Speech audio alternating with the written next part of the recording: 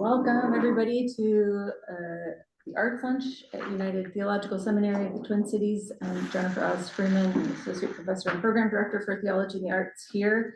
And we're very excited to have with us the Reverend Tyrone Folks, who's going to be talking about an exhibit he's curated here on campus this fall called Mementos of Failure. And you're also a Demon student in the Theology and Arts program at United. I'll let you add more if you want to, kind of as you're narrating some of the background for this exhibit. And I think we'll have time at the end for some Q&A as well, perhaps, or conversation, but I'll turn it over to you, Tyrone, and thanks so much for being here. Well, thank you. It's good to be here with you. It's been a while since I've participated in Arts Launch, but I just have very fond memories. About a year or so ago, the last time I've done it, but it's really good. And to be at this kind of, I think this is the first Arts Launch of the semester, so to be here is a real pleasure. Just so I'm clear, I see a lot of faces, and some names, and I can see everyone, I think, for the most part, who actually wants to be seen. But are there folks who've submitted work? Some places I recognize, but if you have submitted some work to the exhibition, just raise your hand just so I get a sense of who's there. Okay, all right, great. And it's probably safe to assume that since all of you are there, at least on campus, you've seen the exhibition, but there might be some folks who are kind of virtual who have not seen the exhibition. So what I'm going to do is maybe kind of walk us quickly through just a PowerPoint presentation, just so the folks who have not seen the exhibition in person can have a sense of kind of what's there. But before I go there, just to kind of give you the background of this exhibition, Mementos of Failure is an idea that I began working with about 20 years ago. And at the time, I was at Columbia College, Chicago. I had just moved to Chicago. So this would have been 2003. And started at Columbia in the Arts, Entertainment, Media Management program. And my particular focus was in visual arts management, which connected to my kind of visual arts background as a graphic designer and art director. And all this was kind of going on long before kind of ministry. But we were asked as a class project to kind of, curate an exhibition. And I was working with a peer, and we came up with this concept of working with failure, right? Looking at failure, thinking about failure, exploring failure, thinking about kind of where we can find meaning in failure, the struggle of kind of journeying through the idea of having failed, the relationship between failure and shame and guilt and all those kind of really potent ideas. And so we came up with this concept, and it was a time in which we kind of gathered a whole host of submissions, basically, of people who had submitted to this exhibition, and was really willing to kind of put their experiences of failure kind of out there. So I think the first thing I would say is thank you, and thanks to all the artists and those who submitted work or any type of essay or anything for the exhibition, because it really does take a lot of courage to be vulnerable, and to be vulnerable publicly. So thank you for those who submitted work. I think failure is a kind of a recurring theme in our lives. And it's probably something we don't work through enough.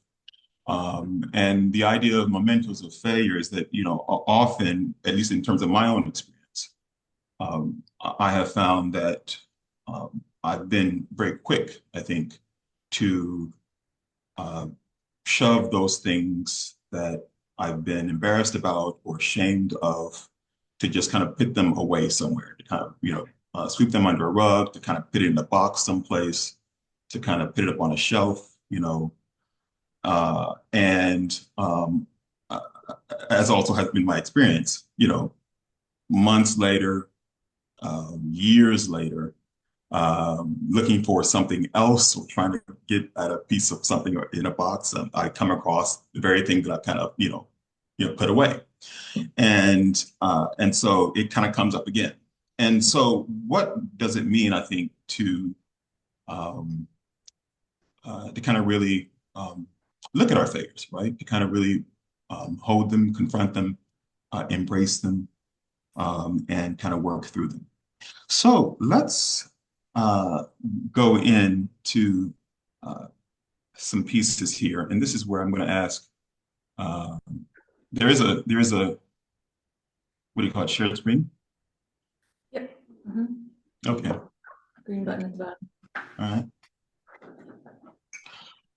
Um, okay. Can anyone see that? Yep. Okay. Let me put this on. Uh, hmm. So thanks to Elliot Barno, who is our kind of featured piece for the graphics board. Uh, I have always kind of wanted to root for um, the underdog, the person who is at the back of the line, the person who for whom success and achievement has been hard. And I would say that that really resonates with my own experience. And so I think in terms of my own kind of upbringing and kind of where I grew up and the challenges that I faced, I've always had a kind of empathy, right? Or at least I've grown into kind of an empathy for those who kind of have really struggled to achieve. And so, I was thinking about um, the fascination apparently that JD Vance and Trump have for Hannibal Lecter. And for those of you who are Hannibal Lecter fans, which I would say, I am, um, in the second movie after Silence of the Lambs, simply called Hannibal, Anthony Hopkins, who plays Hannibal, simply utters a line to Inspector Potsy, that um, people don't always um, tell you what they're really thinking. They just see to it that you don't advance in life, right? And so sometimes failure is the product of systems or the failures of other people that really kind of impact our own lives as well. And so that's one of the things we kind of deal with in this kind of exhibition. So back in 2003, uh, um, we kind of came up with this kind of lyric from Steely Dan, learn to work the saxophone. I play just what I feel. Drink Scotch whiskey all night long and die behind the wheel. They got a name for the winners in the road. I got a name I'll use. They call Alabama the Crimson Tide, Call Me Deacon Blues. Y'all remember that song? I know there are some folks who are old enough to remember that song. And this was the kind of a inspirational piece for the entire exhibition. And in 2003 when we did this, uh, the idea was that people kind of brought their failures and presented them in such a way that, in the same way that they would present kind of an achievement. So if they received a degree or some kind of, award, and, typically we kind of place those up on the walls, behind our desk and that kind of thing for all people who come into our offices to kind of see. And so when these submissions were made at this exhibition, a lot of the submissions came nicely framed. And even though they were failures, they actually came in these kind of, nicely constructed frames and all these kind of really nice presentations. So that those failures could actually be presented in such a way that, folks could signal that they were, not hiding it, but were actually confronting it, and of course had some awareness and pride for it. So, but Steely Dan, Deacon Blues, is a song about a broken dream of a broken man living kind of a broken life. And so one of the things I would say as a priest um, uh, is that, I hear a lot of confessions. And Alicia Reese, who submitted this piece, um, actually created kind of this piece around the idea of failure. And so it's a piece that relates to her work and experience in improv. And she has something called the failure bow that she talks about. Those of you who are kind of improv might know something about that. Um, and somehow that failure is a kind of a necessary part of improv. And so this kind of litany of failure is for congregations to kind of, and for people to actually be able to kind of say, okay, to say boldly, kind of, I failed, I failed, I failed. Um, One of the things about the exhibition, though, and one of the things about confession, is that for most of us, I suspect, in mainline denominations, we do these kind of public confessions in which, we're calling to mind kind of, those things we have failed at or have failed to do. Um, and uh, uh, but that is a kind of but we never really kind of get to the point of kind of naming those failures or those shortcomings or those sins or whatever kind of out loud, right? And so in private confession, and this I would say is probably more familiar with those of us in the Anglican Church or the Roman Catholic Church, or um, the idea of kind of confessing your sins kind of out loud to a priest. So what does it mean to kind of say something kind of out loud, right? What does it mean to kind of, declare it, uh, take stock of it, take ownership of it, and just kind of put it out there, which is really the kind of heart of this exhibition. In my curatorial statement that's there on campus, I reflect on two documents. One is my acceptance letter to position that I held at the Philadelphia Episcopal Cathedral, and the other is the termination letter, which I received earlier this year.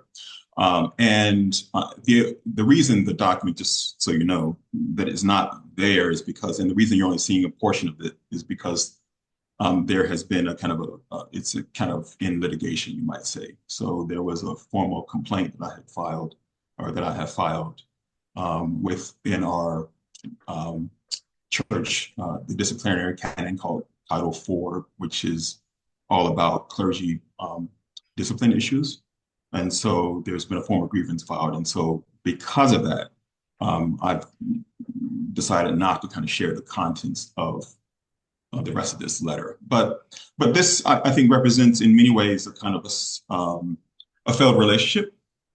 And um, uh, and since then, I've been thinking, well, I suspect like most of us, you know, what could have happened differently? What could I have done differently? Even though fundamentally, I think the termination was unwarranted. And I've made justification for that, but what things could have been different. But at the same time, it still represents a failed relationship. In many ways, a failed kind of experience in Philadelphia, which was difficult on many levels for that kind of nearly 2 year period that I was there. In the previous exhibition, and this piece is by Derek Dawson, a very good friend of mine who passed away a couple years ago. But he submitted this piece in the 2003 exhibition. It is a tax levy.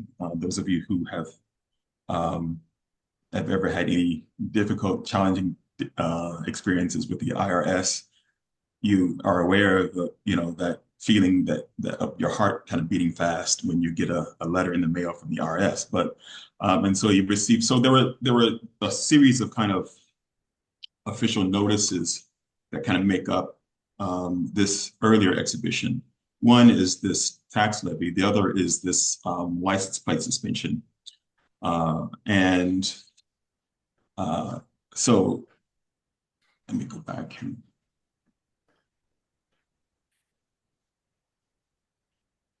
And so here again, I think folks who, were brave enough to kind of put this stuff out there, things that they had failed to do in terms of, being up on whatever, whether it's, during their inspections for their car or attending to, matters of finance and matters of taxes, that kind of thing. There were some submissions in the earlier exhibition that had to do with academics, school. That's the same in this most current exhibition, which I'll show you in just a second. But this was a report card from Greg Colomb, who was in fifth grade a long time ago. And he writes that a constant source of tension between my father and me was my performance in school. I always seemed to fail to live up to his expectations. My academic grades, even though nearly always in the B to A range, were never quite good enough. Because in my dad's words, I didn't go the extra mile to be perfect. Of particular chagrin to him were my deportment grades, right? So the word deportment signals how old this report card actually is. But I was an exuberant, talkative, gregarious child, a fact reflected in my failure to totally conform to the rigid discipline and regimentation demanded of us in Catholic school classrooms. It was all too obvious that overall, my exuberance was an embarrassment to my father. So, failure kind of, presents this kind of spectrum as well. There's the idea of not meeting expectations, never quite being good enough, being good enough, and yet at the same time not being perfect, right? So as we think about this piece, Barry Lawson's piece, which is a transcript from his unfinished first attempt at a PhD, right? We find that, sometimes failure, it has this, again, this kind of sub-theme of things being kind of unresolved, unfinished, incomplete, right? Jennifer, this is a piece that was a submission to an article, correct? I mean, as an article submission. Yeah. And the first reading, right? Yeah. So a couple of kind of rejection letters come up, but academic related, school related. This was a piece that Demian Wheeler presented. And what's interesting about this is that I don't know what your experience of the letter was, Professor Demian, but it never actually says, right? It never actually says that you're not getting the job. It just kind of implies that, right? And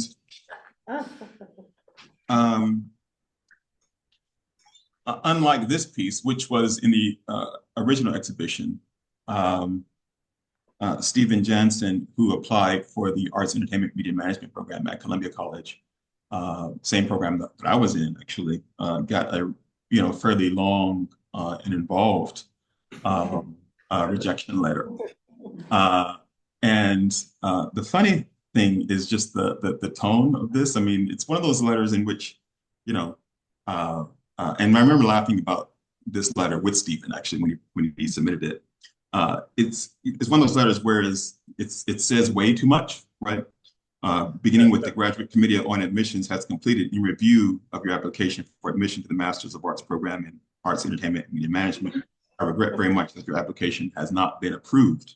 It could have just jumped right to the last paragraph if there's any way we might be of help to you in making other plans and just kind of end it there. But then there's this kind of these two paragraphs in the middle, the graduate program in Arts, Entertainment, and Media Management is very competitive with few available spaces each year for entering students. The Committee on Admissions therefore examines each applicant's credentials very carefully to determine how well the mission and purposes of our program will meet the applicant's specific needs. The decision to deny admission is always a difficult one, and the committee does not does so only when, in the best professional judgment of the senior faculty, the student would not be well served by the program. I hope you will understand that the Graduate Committee on Admissions cannot discuss its deliberations other than to say it carefully considers all aspects of each applicant's file, including the self-assessment essay, record of undergraduate studies, resume, and recommendations by previous teachers. You know, now, if there is any way, you might be up to you in making other plans, right? So one of the things I think about, and I, you know, it helps to laugh about this stuff, right? Sometimes, not all the time, but it does sometimes, and it helps to kind of laugh.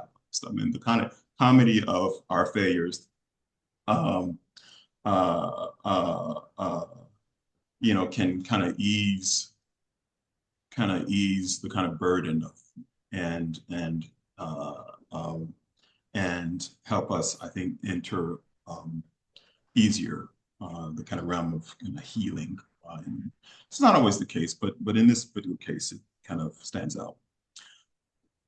Professor Justin Saviatanis presented Emerging Green Man, a work that is unfinished.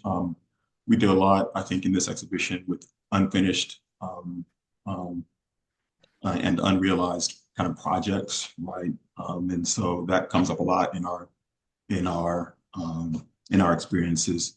The idea that we just, there are just a lot of there are a lot of, as we say in the Episcopal Church in our prayer liturgy, things done and things left undone.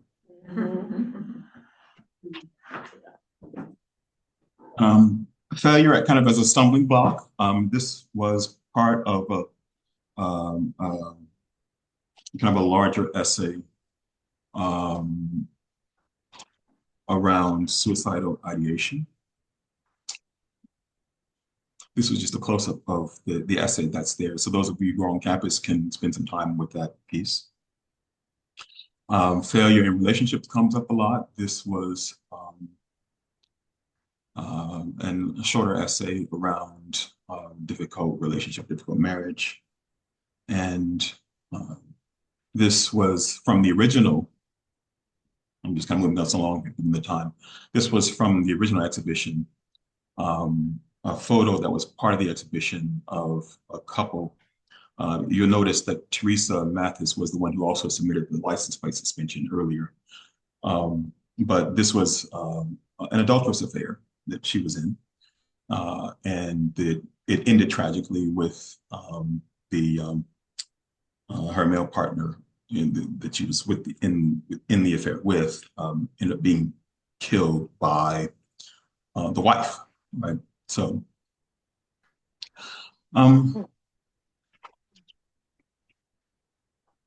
ukulele assigned. Jennifer, Dr. Oz Freeman presented this piece. This out of tune ukulele is representative of the innumerable briefly used or still unopened impulsive purchases that I have made over the years. The excitement of possible hobbies, novel art supplies, Instagram prompted beauty and hygiene products, and all the important literature that I have no time, discipline to read have accumulated into incriminating detritus, right? That reminds me of the mismanaged time, distractibility, impracticality, and general inability to adult. We can be pretty hard on ourselves, right? And but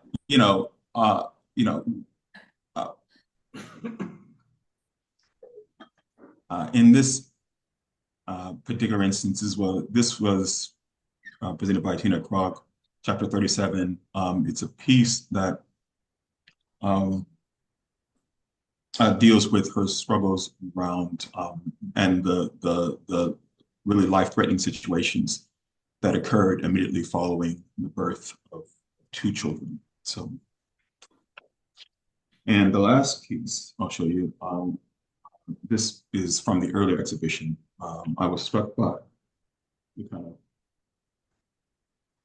this kind of, you know, um, um, multiple kind of scenes and experiences. And in that piece, in this piece, similar thing, Greg Magruder, who presented, or Gary Magruder, who presented this piece, has all these kind of sayings and ideas around failure, some of which you might have heard before. There was a really good one on this one. I'm looking at the piece now. The tragedy of life is not that man loses, but that he almost wins. Uh, and there's another one from Rosalind Russell, but I don't see it. Uh, about the menu.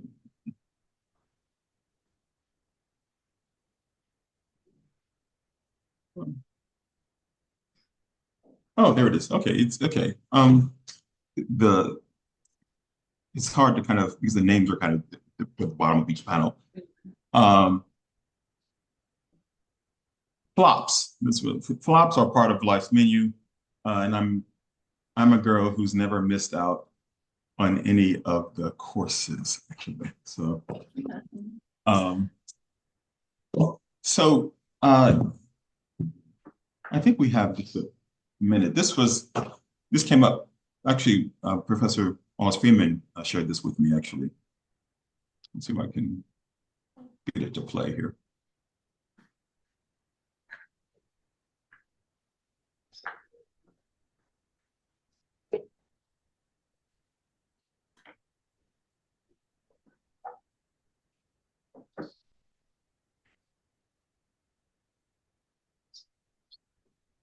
You could also maybe play it from the classroom computer if this doesn't work.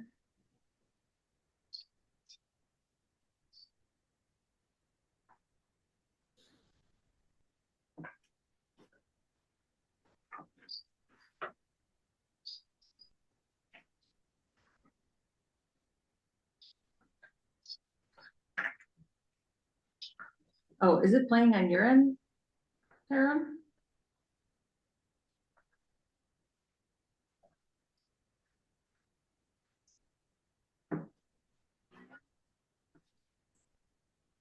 Some background sound, but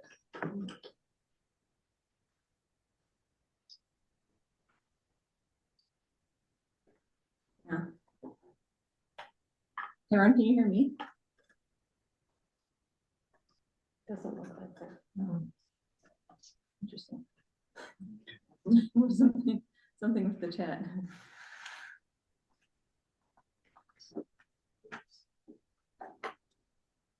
All right. So the idea of trying to fail. Um, Go ahead, Jennifer. Oh, we didn't see the video or hear it. Oh, you didn't see the video. Oh, that's too bad. It was you failed to see the video. Uh, Trying to flag you, yeah. okay. Well, yeah, I was completely in. You were in Uh, the video. I was in the video. So it was short.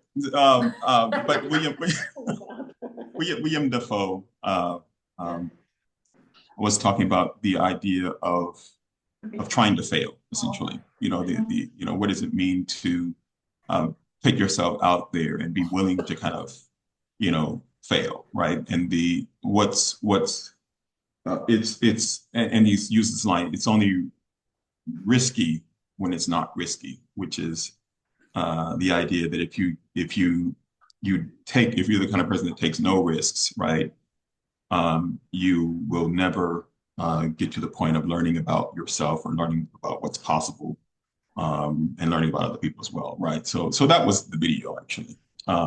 Really good clip, but yeah. Um,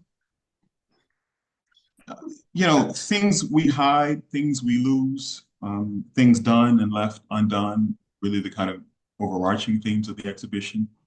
And Again, I'm thankful for those of you who submitted work. But I think you know how we find meaning, how we grapple with this stuff, how we work through it, is different for all of us, but no less no less important. So I guess I'm curious, from your experiences, especially for those of you who may have submitted some work, what the experience of submitting was like for you. Um, and or if you participated by viewing the exhibition, kind of what that experience was like as well for you. Anyone?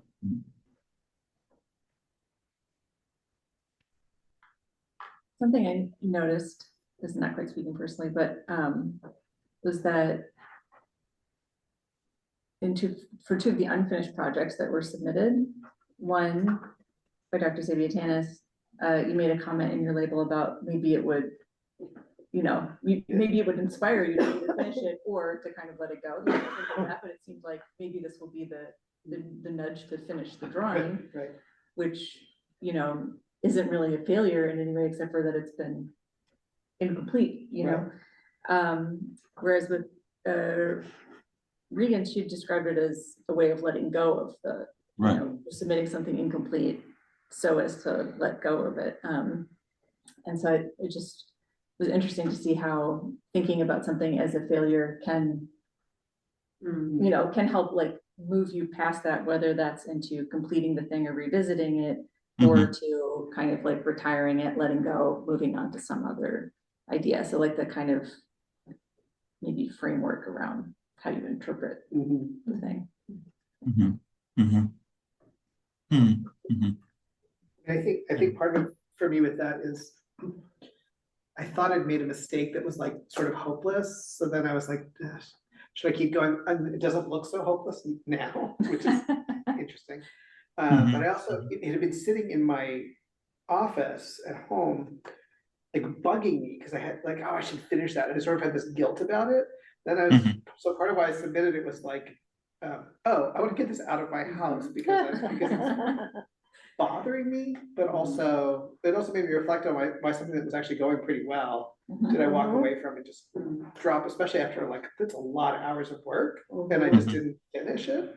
So yeah, what was going on that made me to sort of I guess amplify the part I didn't like in my mind. Just let go of it. And why did it let it like literally nag me for like 2 years? So this is I was actually cathartic to like just do something with it and move on, or not. I just one comment too. I love that the two rejection letters I think are failed rejection, like the writer failed in writing the rejection letter, either through too much information or too little information. And I thought that was like kind of an ironic twist because you could interpret it in both of those Right. Yeah. those ways. So I love that you pointed that out, Tyrone. Yeah. Yeah. Yeah. Thank you for those comments. Back to your earlier comment, I guess I'm a great procrastinator, and I can put something off big time, and yet when I actually do finally get to it, you know, it's not nearly as painless as I feared it would be, right? And then I find myself thinking, why the hell did it take me so long to do this, right? Kind of, what is that, what is that kind of about? What is that, and what was kind of going on that really made me kind of avoidant, right? Avoidant to kind of really deal with whatever the task was, you know. So, um, I want you, if you would please, I know it's approaching 1, but for those of you who are sticking around for just a few minutes longer, um, this is where we can do just an exercise, right? And a short exercise. And, if you have some markers or anything close to you, or just simply a pen and pad, or you can simply kind of think through this one as well. You don't really need much. And because there's going to be homework attached to it later. So you can get it started. And then throughout the day, throughout the week, you can kind of play around with this if you want to. But here is the question I would like you to kind of reflect on. Um, And it's a question that is kind of really in the curatorial statement. Kind of what is a failure you still think about? And so it's that question, but I'm going to phrase the question a little differently. And what is the failure that won't let you go? What is the failure that won't let you go? You can write about that. You can sketch around that. You can draw. You can do a poem. You can do a song. But maybe just what 3 to 5 minutes here.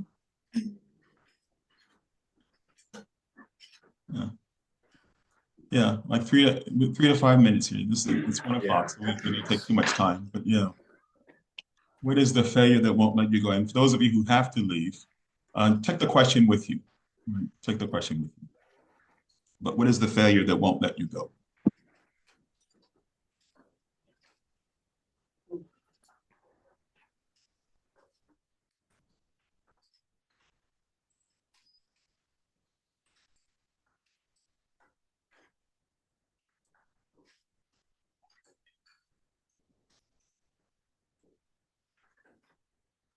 Everyone, I have to run, but thank you. This has been wonderful. You're welcome, Professor Cindy Beth. It's always good to see you. Lovely. Thank you for the show and the reflections.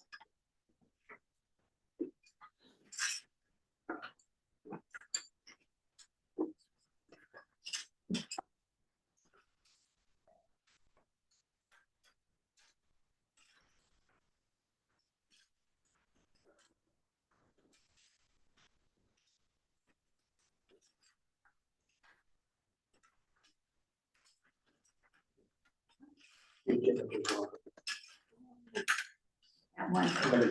Yeah.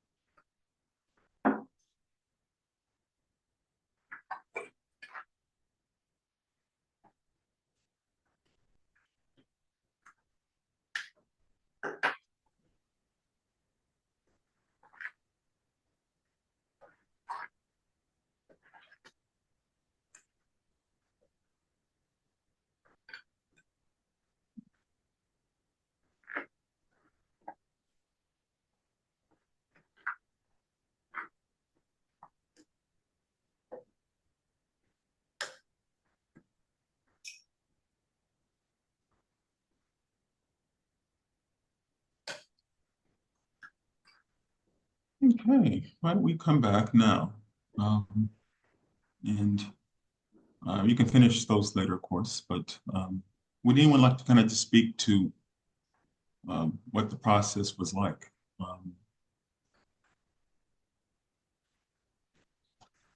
Yeah, hi Karen, I'm Ray, and there I'm picked up now. Right. I did not submit something mostly because I was in a really tough place right before the term, but I really was glad to receive the submissions and be here today. And I think when I was thinking about what I would have wanted to submit, there wasn't like one it was hard to think of like one physical item. Actually, and I connected a little bit with Elliot's story because the thing for me has been living with chronic illness as a young person, of Right. like feeling this like constant kind of like energy and physical failure that happens before my like creativity and passion is like ready to stop.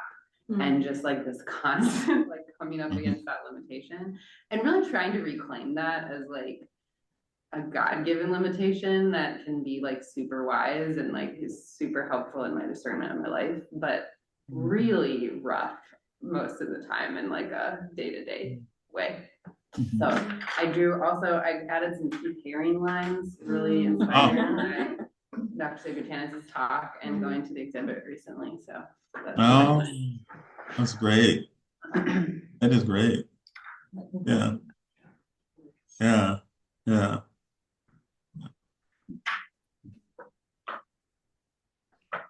Um, it makes it, I was serving in San Francisco years ago, actually, and at Grace Cathedral in San Francisco, and that which is our Episcopal cathedral there, and there is a there's a altar actually called in fact it's called the Keith Haring altar actually, and it's I presided from that altar on several occasions actually, because it was dedicated specifically to persons impacted by HIV/AIDS, and so which I did that work for quite some time. So yeah, so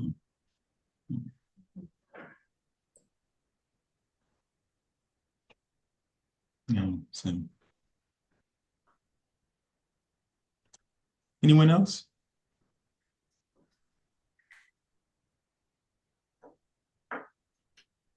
Thank you. Um, Thanks for adding that part. It was nice to have another way to participate in your project. Indeed. Indeed. Wow. Oh. That's maybe a good segue to a save the date Yes. announcement Yes. about a more official, or not that ours, which is not official, it's very official, but another celebration of the exhibit, which we're aiming for November 13th. Yep. Is that what we said? It's a Wednesday in the I think so, evening. yeah. And so stay tuned. That information will be in Monday morning as usual and available. And we'll have another, it'll be different from this, conversation, but kind of building out into the way. So You said November. Yeah. Right. Yeah. And it makes me I don't know. I'm kind of, because this is the kind of second iteration of Mementos of Failure, right? It makes me kind of wonder. This is a question that Professor Osfreeman and I will just explore between now and then. But I'm curious as to whether or not we can add to the exhibition at this point, right? And continue to kind of build this toward that date, and I'm there kind of in person, we continue to kind of do some more work as well. So yeah, so we'll work through that question and let you all know. Yeah, that would be great. I think we have. And it could be that we're actually working through it right now, but I love. yeah, it's on my mind, shall we say? Yeah. All right. So this has been fun. Anyone else? Any final comments, questions for me? Thoughts want to share before we break? I know that Dr. Sabatanis has an announcement. If you want to, make. So I'll say, and we should go over to the welcome party. But yeah, I just want to say thank you so much, Sharon. This was wonderful and exciting kind of kickoff for the exhibit. And I think you and I will have to process what are some other things. Maybe we could add on to it. There's certainly some space for that. So that would be great. Yeah. Indeed. Thank you.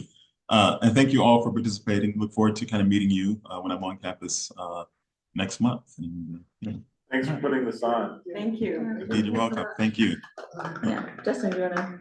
And also, since this time, at the same time next week, we're having the social transformation lunch with Jerry Gale from Minnesota Christians Against Christian Nationalism, which is such an important topic right now about how that's impacting the election and so forth. And the social transformation program is providing lunch, so if you're on campus, you can join that, or you can join by Zoom, but we're really hoping to get a good number of folks there for his presentation, short presentation, and a chance to talk about how this is impacting our country, so. Really awesome. Thank you for having that. Thank you. Looking forward to it. Yeah. Hey, everybody, thanks so much. Thanks, Sharon. Thank you. More soon.